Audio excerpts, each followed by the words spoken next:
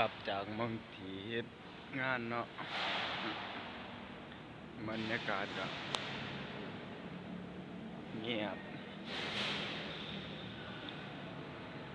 เนื่องจากคนกลับเมื่อเมื่อละเป็นยังทางคุณอยู่นี่ก็ทางเอาขึ้นเมื่อเนาะทางเอาขึ้นเมื่อได้ยินเสียงรถดิเสียงรถเขาเนี่ยนี่ก็พากันเมื่อ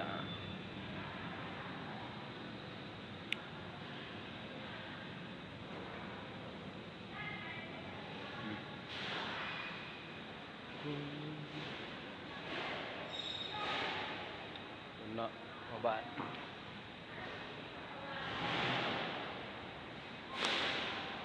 เนื่องนี่กับพ่อบ้านนี่สองคนนี่กับพ่อบ้าน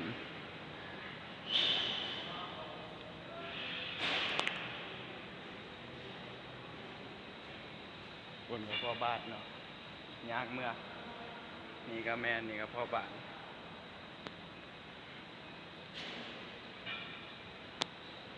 ครับ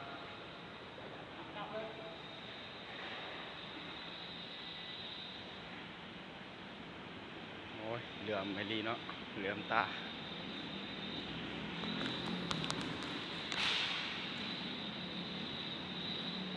นี่ก็ฮอดเส้นทางใหญ่นะ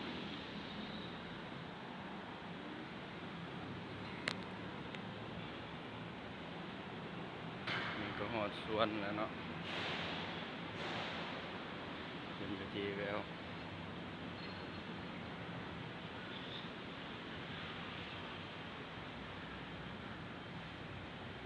นี่ก็ฮอดทางใหญ่แล้ว